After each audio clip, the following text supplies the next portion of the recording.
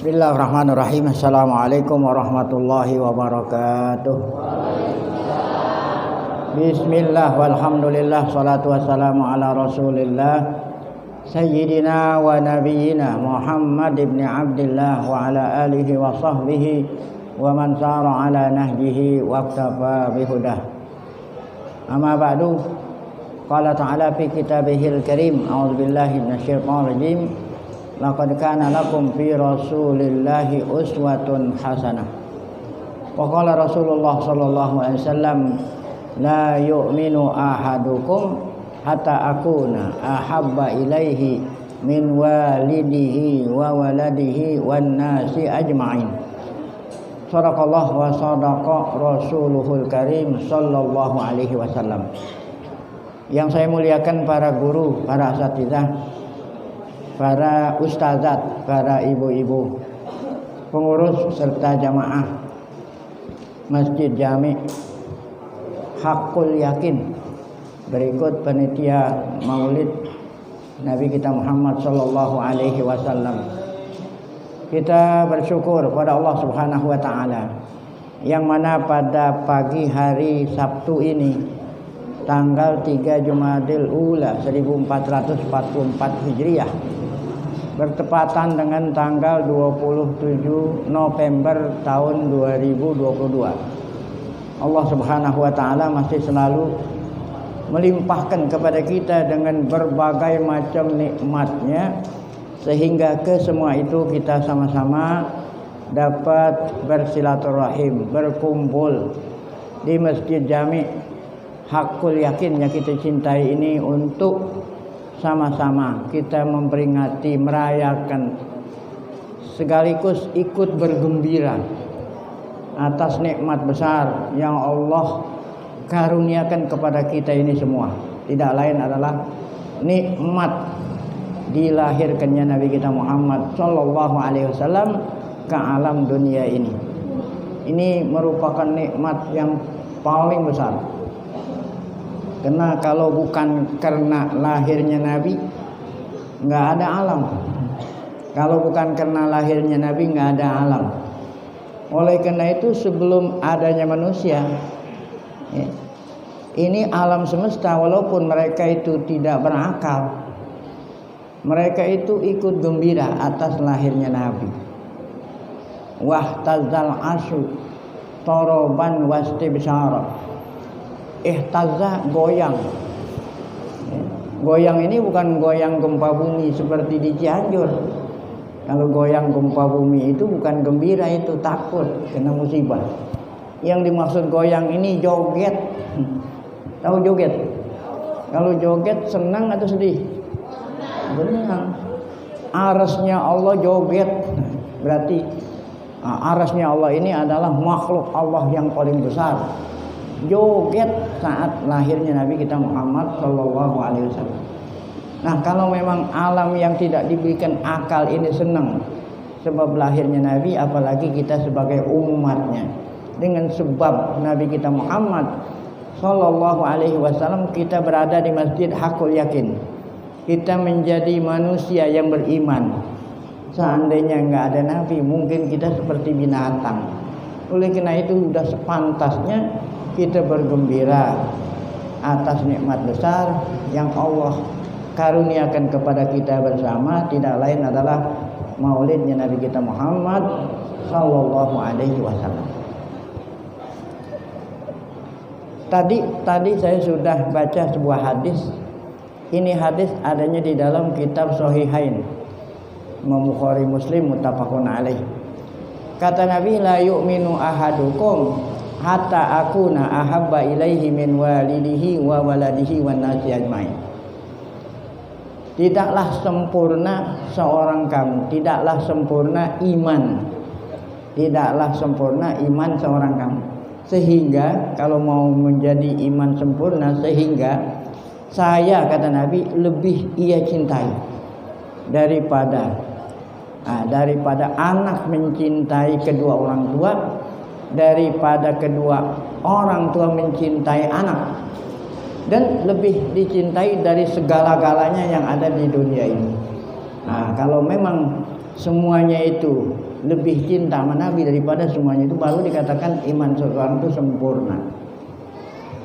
Nah, kita ini maulid dengan harapan ketika kita ikut serta maulid, kita ikut dalam acara maulid dengan harapan nambah kenal sama Nabi, nambah kenal, semoga nambah apa? Cinta. Nah, dalam kesempatan yang diberikan saya yang sangat singkat pada pagi hari ini, saya ingin berbicara tentang yang enak. Cinta kan enak ya, tentang cinta itu enak. Cinta itu apa cinta? Tadi kan Nabi katakan tidaklah sempurna iman seorang kamu kecuali kalau saya ini lebih dicintai. Apa itu cinta? Cinta itu kata ulama mailul qalbi ilal mahbub. Cinta itu condong, kalau bahasa kita demen, suka ya. Sukanya hati kepada yang disukai. Nah itulah, jadi cinta ini adalah pekerjaan hati ya. Jadi yang cinta ya, tidak cinta itu hati. Cinta itu demen, kalau bahasa kita suka. Nah, berdasarkan hadis Nabi yang telah saya bacakan tadi, itu bukan kata saya, kata ulama, bahwa cinta itu ada 4 macam ya, sesuai dengan sebabnya masing-masing. Setelah kita tahu apa artinya cinta, cinta itu demen, cinta itu demen, suka. Berdasarkan hadis Nabi yang telah saya bacakan tadi, la yu'minu ahadukum hatta akuna ahabba ilaihi min walidihi wan nasi ajmain. Cinta ada 4 macam, sekaligus ada 4 sebab. Yang pertama, cinta dengan sebab ta'zim. Cinta dengan sebab ta'zim dan ijlal. Apa arti ta'zim ijlal? Menghormat. Cinta dengan sebab menghormat, memuliakan. Mana contohnya? Seperti anak mencintai kedua orang tua. Anak mencintai orang tua itu cinta karena apa? Karena hormat, karena ta'zim, memuliakan. Itulah cinta anak kepada kedua orang tua. Contoh lain, cintanya murid, cinta anak murid kepada guru. Itu cinta, suka, anak murid suka sama guru. Ini kan cinta karena ta'zim, karena ijlal, karena hormat. Nah, kemudian macam kedua, cinta dengan sebab kasih sayang, dengan sebab belas kasih ya, dengan sebab sayang. Nah, ini cinta siapa itu? Cintanya kedua orang tua kepada anak. Nggak ada orang tua yang tidak cinta sama anak. Pasti orang tua itu cinta kepada anaknya. Yang dikatakan cinta dengan sebab kasih sayang, bukan karena hormat. Ada lagi contohnya adalah cinta guru kepada murid-muridnya. Nah, ini dikatakan cinta karena syafaqah dan rahmat. Ini yang kedua. Kemudian yang ketiga adalah cinta karena keindahannya. Dengan sebab indah, dengan sebab apa itu selain indah? Dengan sebab keindahannya gitu, maka kita demen. Nah, ini banyak nih sebab-sebab indah. Orang laki-laki dikatakan indah kalau dia ganteng. Orang perempuan dikatakan indah kalau dia cantik. Bunga, bunga itu apa? Nah, orang suka sama bunga karena bunga itu indah. Nah, inilah cinta disebabkan karena indah sehingga kita suka. Nah, yang terakhir, yang keempat, cinta karena banyak jasa baiknya, karena banyak ihsan, karena jasa baiknya banyak sehingga kita apa? Suka. Jadi ada berapa macam cinta? Nah, ada berapa macam sebab? Ada 4. Yang pertama, cinta karena menghormat. Yang kedua, cinta karena kasih sayang. Yang ketiga, cinta karena indahnya. Nah, kemudian yang keempat, cinta karena banyak sekali jasa-jasa baiknya. Nah, sekarang yang menjadi pertanyaan, macam mana cinta, macam mana yang diperintah Nabi kita perintah mencintai beliau? Cinta yang model mana nih? Cinta yang model mana? Yang nomor 1, nomor 2, nomor 3, nomor 4. Yaitu semua macam cinta yang sudah kita sebut tadi, kita harus persembahkan kepada siapa?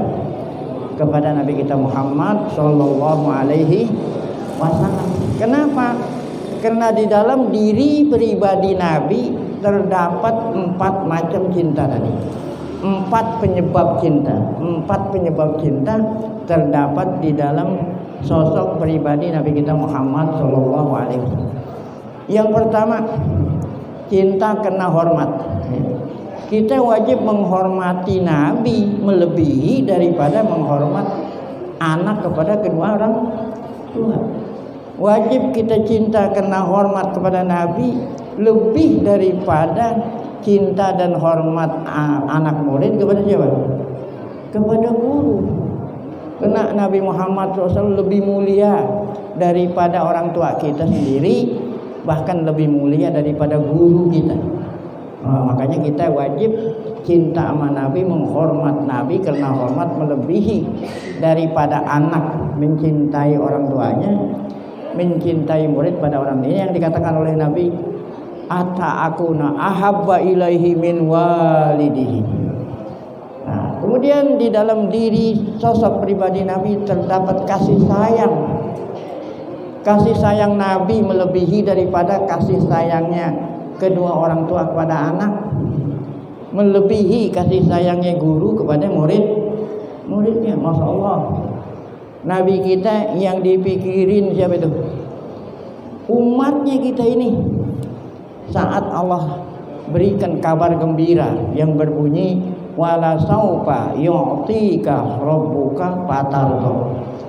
Allah janjiin kepada Nabi Muhammad, wahai Muhammad, nanti kamu di akhirat aku akan kasih kamu, memberikan kamu apa saja yang membuat kamu senang. Masya Allah, kalau kita dapat berita seperti itu, Masya Allah, kita udah kejingkratan. Kata Allah, wala saufa, la saufa itu ntar, di hari kiamat nanti aku akan berikan kamu apa aja yang membuat kamu senang. Namun apa respon Nabi? Kalau kita baca tafsir Jalalain, tafsirnya di dalam surat Wadduha. Nah, ayat ini ada di dalam surat Duha. Kata Imam Suyuti, apa jawaban Nabi ketika Allah kasih tahu, aku akan kasih kamu nikmat?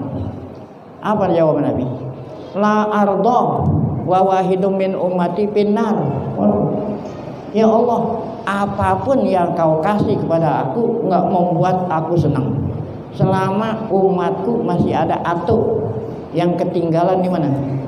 Di neraka. Jadi yang dipikirin oleh Nabi juga umat, padahal kunci surga ada di tangannya. Orang mau masuk surga nungguin Nabi dulu. Kalau Nabi belum bukain, belum masuk surga. Walaupun umat dulu. Yang bukain siapa? Nabi Muhammad. Namun yang dipikirin umat. Seandainya ada umat yang masuk surga, dibukain pintu. Setelah bukain pintu, kemudian Nabi nggak masuk. Kemana Nabi? Nemenin. Ada umatnya yang sedang dihisab. Minta sama Allah, syafaatin supaya diringanin. Ada umatnya yang sedang jalan jembat, ditemenin sama Nabi. Ya Allah, salim. Sampai nanti umat terakhir Nabi Muhammad yang memang mesti harus mendekam di neraka, kalau dia udah keluar barulah Nabi Muhammad senang. Masya Allah. Apakah ada orang tua sama anak kayak model begitu? Nggak ada. Orang tua kalau anaknya meninggal dunia paling dianterin sampai kubur, udah pulang. Nabi Muhammad SAW yang dipikirin umatnya. Nah, itulah cinta karena belas kasih. Yang ketiga, di dalam diri pribadi Nabi ada penyebab cinta yang ketiga, Nabi itu adalah manusia yang terindah. Kalau orang cinta karena indahnya, Nabi Muhammad yang terindah. Apa keindahan Nabi? Masya Allah. Digambarkan keindahan Nabi itu hanya dua saja. Karena sallallahu alaihi wasallam ahsanun nasi khalqan wa khuluqan. Ini tulisannya sama, khalqan sama khuluqan tulisannya sama. Apa itu tulisannya? Hurufnya sama, kha, huruf kha, huruf lam, kaf, kha. Tapi bacanya dua, boleh dibaca khalqan, boleh khuluqan. Kalau diartiin khalqan, fisiknya sangat indah. Kalau dibaca khuluqan, akhlak, masyaallah. Jadi fisiknya indah, akhlaknya indah. Selama ini yang kita kenal fisiknya indah Nabi Yusuf. Siapa? Nabi Yusuf. Yang terkenal fisiknya indah, yang membuat orang perempuan ngelihat Nabi Musa, Nabi Yusuf, kalau zaman sekarang kelepekan. Sangat indah fisiknya Yusuf, sehingga apabila orang perempuan ngelihat kelepekan, suka sama Yusuf. Itu yang membuat Zulaikha, Zulaikha ibu angkatnya sendiri suka sama Yusuf karena indahnya fisik Yusuf. Itu keindahan Yusuf yang membuat orang perempuan melihat tergila-gila, kata Nabi Muhammad. Hanya Allah kasih setengah, Nabi Yusuf setengah itu. Tapi Nabi Muhammad SAW keindahan fisiknya bukan setengah, semua. Namun karena Allah memuliakan Nabi Muhammad melebihi dari Yusuf, walaupun keindahannya sempurna 100%, tidak membuat orang perempuan melihatnya tergila-gila. Kenapa? Kenapa para sahabat laki-laki pun yang ngelihat Nabi tidak berani menatap? Kan kalau mau ngelihat keindahan harus menatap. Ya, walaupun Nabi Muhammad indah, fisiknya sempurna, sahabat nggak ada yang bisa ngelihat Nabi, karena nggak ada yang berani menatap Nabi. Sahabat itu saking hebatnya Nabi, saking wibawanya Nabi, sahabat laki-laki saja nggak pernah ada yang menatap Nabi. Kalau di hadapan Nabi, sehingga keindahan Nabi yang sedemikian hebatnya kagak bisa dilihat oleh para sahabat laki-laki, apalagi perempuan. Itulah Nabi Muhammad, di dalam sosok pribadinya terdapat keindahan fisik yang luar biasa. Yang kedua, keindahan akhlak. Nah, ini Allah Ta'ala sendiri yang bilang kalau akhlak Nabi itu sangat indah. Kata Allah, wa innaka la'ala khuluqin azim. Sungguhnya engkau wahai Muhammad benar-benar mempunyai akhlak yang sangat besar. Nah, ini cinta karena indah. Nah, yang terakhir, di dalam sosok pribadi Nabi pun terdapat ya, apa itu yang penyebab cinta yang keempat, banyak jasa baiknya. Nah, inilah berkat jasa baiknya Nabi kita menjadi seorang mukmin, seorang yang beriman kepada Allah Subhanahu wa taala. Kalau bukan karena Nabi Muhammad yang nunjukin kita, mungkin kita ini udah seperti binatang. Oleh karena itulah wajib kita mencintai Nabi. Apa itu tuh ya? Seluruh macam sebab cinta kita persembahkan kepada Nabi kita Muhammad sallallahu alaihi wasallam. Kenapa mesti demikian? Karena kita nggak akan bisa meneladani Nabi kalau nggak cinta. Coba, anak sekarang kan dikit-dikit ngikutin siapa itu? Ngikutin idolanya. Ya, kalau dia nggak cinta, nggak demen, nggak ngikut. Kalau dia nggak cinta, oleh karena itu, kenapa kita wajib mencintai? Supaya kita mengikuti, meneladani, harus ada cinta. Cinta ini harus tahu gitu. Kalau kita nggak tahu, nggak kenal. Kalau nggak kenal, nggak. Nah, inilah tujuan kita maulid, agar supaya kita lebih mengenal diri pribadi Nabi Muhammad, sehingga kita lebih mengenal, lebih cinta, kemudian kita meneladani. Baik. Yang berikutnya adalah apabila ada seseorang ngaku-ngaku saya cinta sama Nabi, cinta sama Nabi, cinta sama Nabi, apakah ya pengakuan itu benar atau tidak? Nah, itu harus dibuktikan. Nih hari ini kita bukti ini sebagai tanda cinta Nabi, kita memperingati hari lahirnya. Nah, ini bisa disimpulkan tanda dan alamat cinta Nabi diantaranya adalah ya, kita meneruskan perjuangan. Nusratu dakwatih, kita lanjutkan perjuangan Nabi. Nabi udah wafat, perjuangannya, dakwahnya harus kita lanjutkan. Nah, ini sebagai tanda cinta kita kepada Rasulullah SAW. Yang kedua, kita bersedia tuh tadi itu mengorbankan apa saja yang kita miliki demi dakwahnya, demi syiarnya, demi ajarannya. Nah, inilah mana contohnya nih para sahabat radhiyallahu taala anhu ngaku cinta sama Nabi dibuktikan. Mana contoh Abu Bakar As-Siddiq radhiyallahu anhu nyerahin semua hartanya kepada Nabi Muhammad SAW. Pada waktu perang Uhud ya, ada sahabat yang menjadi tameng. Apa itu tameng? Banyak serangan-serangan musuh ya, serangan melalui panah-panah. Sahabat rela jagain Nabi sehingga badannya itu dipenuhi oleh nuncuk anak panah demi untuk jaga Nabi. Ini cinta namanya. Di antara lagi cinta, tanda cinta sama Nabi, imtisalu awamirihi wajtinabu nawahi. Ya, apa yang Nabi ya perintah dilaksanakan dan apa yang Nabi larang ditinggalin. Mana contohnya? Itu sahabat. Masya Allah, apapun yang Nabi perintah laksanain, apapun yang Nabi larang tinggalin. Pada contoh, saat terjadi perintah dari Allah merubah arah kiblat.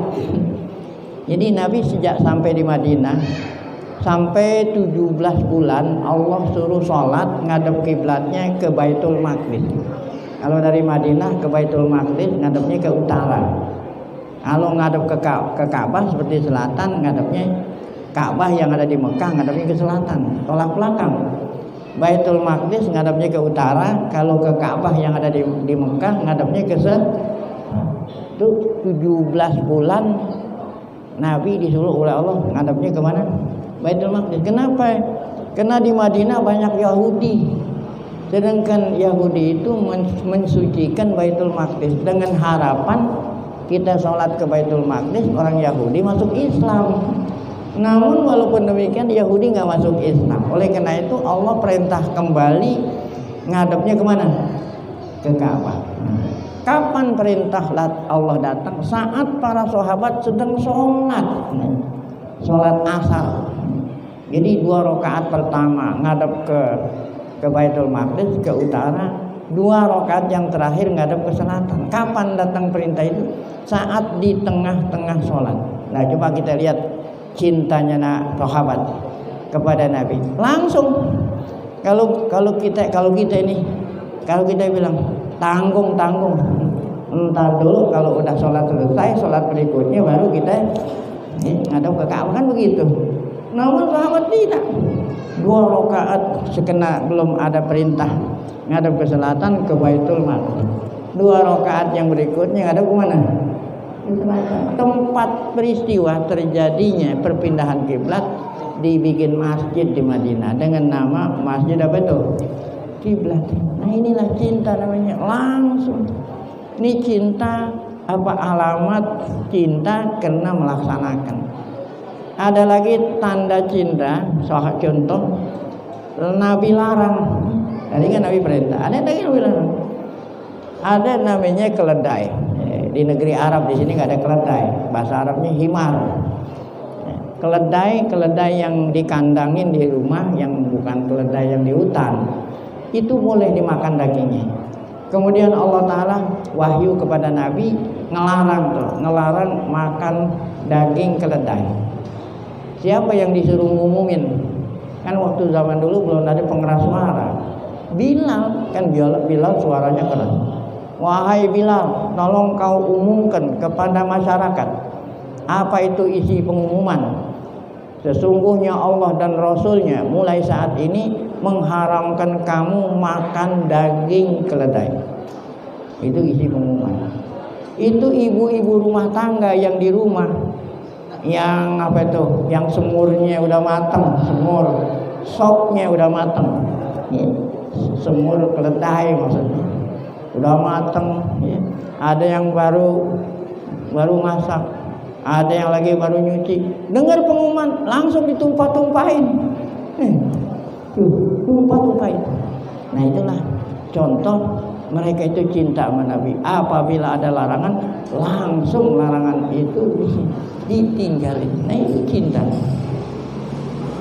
Jadi nggak bisa seseorang ngaku cinta kalau tidak dibuktikan cintanya itu. Yang pertama, membela dakwahnya, rela mengorbankan nyawa dan harta demi perjuangan Nabi. Nah kemudian apabila Nabi perintah langsung kerjain, apabila Nabi larang langsung ditinggalin.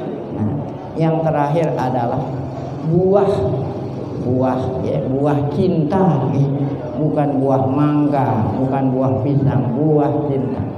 Apabila kita cinta Nabi, apa buahnya, apa faedahnya, apa rahasianya, apa manfaatnya? Yang pertama adalah kalau kita cinta sama Nabi, amara Allah ampuni dosa kita. Allah Ta'ala berfirman, Qul in kuntum tuhibbunallaha fattabi'uni yuhibbukumullah wa yaghfir lakum. Ini yang pertama. Yang kedua, kalau kita memang benar-benar cinta sama Nabi, nanti di akhirat di surga kita sama-sama siapa? Ya. Jadi kata Nabi, anta ma'aman ahbabta, kamu nanti di akhirat beserta siapa aja yang kau cintai. Kalau kamu cinta sama Nabi, kita cinta sama Nabi, kita buktikan cintanya itu, insya Allah kita sama-sama Nabi di surga. Di mana? Ya, di surga sama Nabi. Nah, yang ketiga, faedah, ya, buah cinta adalah merasakan manisnya iman. Ya, merasakan manisnya. Sementara ini yang kita rasain manis apaan? Gula. Ya. Yang kita rasain apa? Gula. Ya, apa lagi? Ya. Es campur, ya, kolak. Kok iman manis? Nah, ya. Yang kita tahu rasanya manis gula, kok madu. Ya. Kok kenapa iman pun manis? Nah, ulama berusaha mengartiin, menafsirin apa yang dimaksud manisnya iman. Kata ulama kesimpulannya, manisnya iman itu istilzazut ta'ah, artinya berbuat ibadat enak. Kalau kata kita, ngaji enak, sholat enak. Oh, berarti orang itu telah merasakan manisnya. Nah kalau kita ngaji aja pakai dipaksain, kalau nggak dipaksain nggak ngaji, gerimis saja nggak datang. Oh, berarti ente belum merasakan enaknya ngaji. Oh, berarti ente belum merasakan nikmatnya iman. Oh, sholat subuh, oh, ya, masya Allah, ya, datang ke masjid. Nah, berarti enak. Kalau kita merasa berat, paksa, oh, berarti belum merasakan ngaji Quran. Masya Allah, baru dua kebet udah muak. Nah berarti ente belum merasakan apa itu? Nah, manisnya iman. Jadi apa rahasianya kalau kita ibadat merasa manis? Cinta. Kalau kita cinta pasti akan merasakan. Oleh karena itu ada riwayat-riwayat orang dulu. Abu Hanifah saya contohin. Siapa yang tidak kenal Imam Abu Hanifah? Beliau itu Imam Abu Hanifah untuk ngambil sholat isya, untuk sholat isya sampai subuh. Ini satu kali wudhu dari mulai isya sampai apa? Kenapa? Enggak batang. Kenapa enggak batang? Ngapain enggak batang? Sholat ratusan rakaat sampai sholat subuh. Oleh karena itu waktu sholat subuh dia nggak ngambil wudhu karena nggak batang. Bukan karena nonton bola.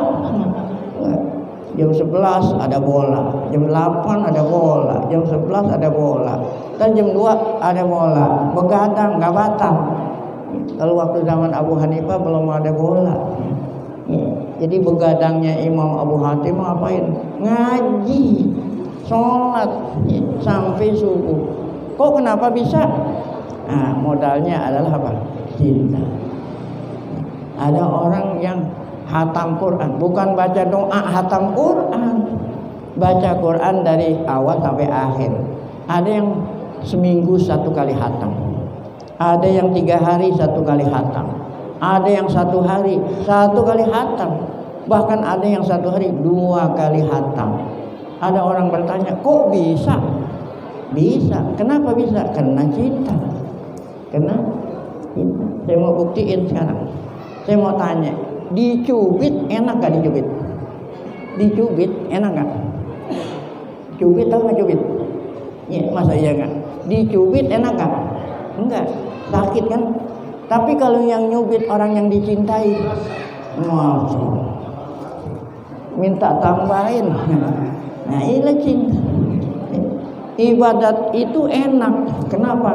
Karena berdialog, masya Allah, berdialog, munajat sama kekasih saya. Siapa? Allah Subhanahu.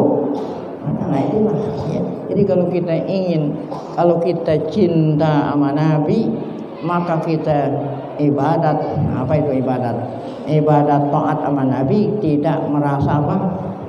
Capek. Nih waktu zaman dulu ada orang pacaran. Waktu zaman dulu kan nggak zaman sekarang. Ya, jalanan masih gelap. Ya, jalanan masih gelap, masih belum diaspal. Ada pacarnya, ceweknya, demenannya minta beliin sate. Padahal tukang sate ngelewatin kuburan, berani di dalam. Kenapa itu? Kena cinta.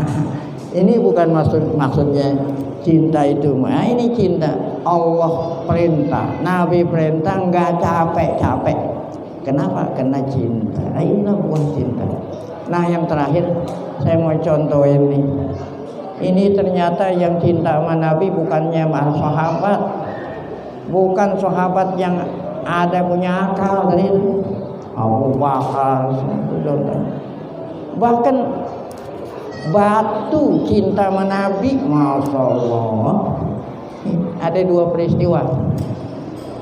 Satu peristiwa adalah ada batang korma, batang pohon korma. Batang pohon korma udah di pohon kormanya udah diapain? Udah dipotong, ada batang pohon korma. Itu menjadi tempat duduk Nabi di mimbar. Mimbar tempat khutbah kan ada tempat duduknya itu. Itu tempat duduk Nabi di mimbar, itu batang pohon korma. Ya, nggak diserut, nggak diapa. Apabila duduk paha bercetak. Itulah tempat duduk Nabi di mimbar. Dibuat dari apa tadi? Batang pohon korma. Dulu belum ada serut. Jadi apabila kita duduk bercetak. Ada sahabat yang kesian sama Nabi. Wah Rasulullah, boleh nggak saya ganti pakai kursi? Kata Rasulullah, boleh.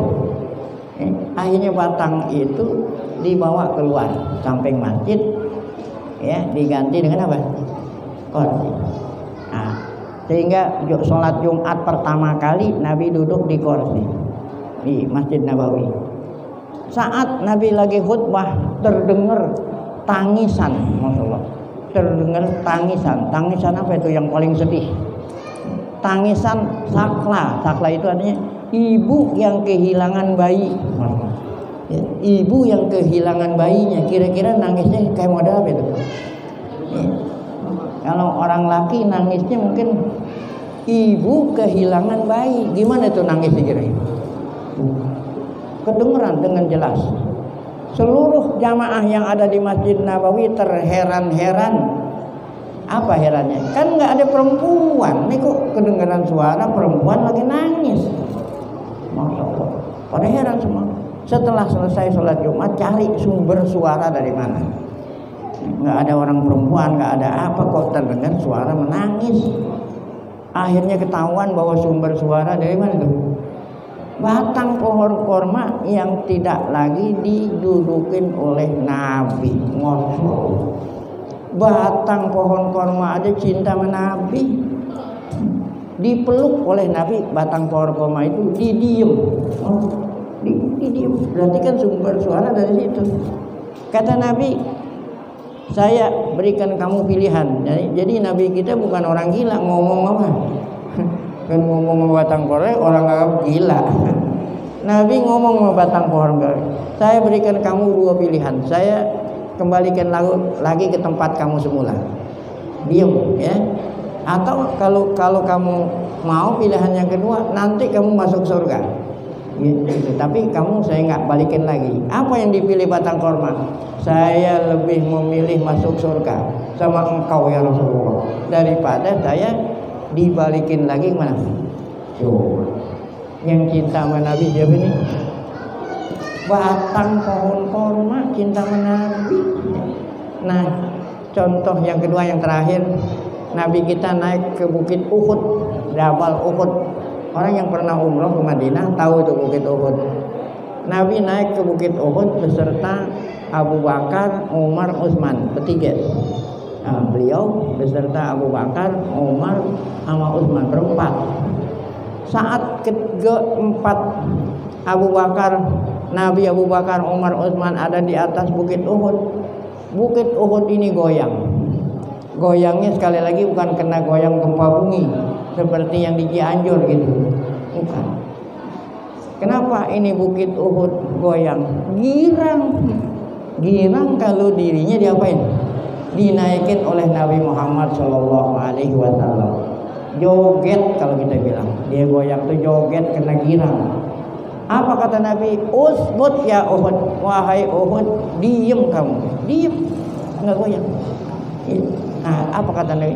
Uhudun yuhibuna wa nuhibbuhu. Karena Uhud itu cinta sama kita, kita pun cinta sama Uhud. Nanti ini Uhud masuk surga. Masuk gunung, batu, ya, nggak punya akal. Karena cinta sama Nabi masuk surga. Nah, ini saja yang dapat saya sampaikan. Semoga yang sekelumit ini berfaedah bagi kita semua. Dengan sebab kita maulid, ya, kita lebih mengenal Nabi, lebih cinta lagi kepada Nabi kita Muhammad SAW, dan kita buktikan, mari sama-sama cinta itu pada Muhammad agar supaya nanti di akhirat di surga sama-sama siapa ya? Nabi kita Muhammad SAW. Semoga ada manfaatnya. Lebih kurang mohon maaf. Akhirul kalam. Assalamualaikum warahmatullahi wabarakatuh.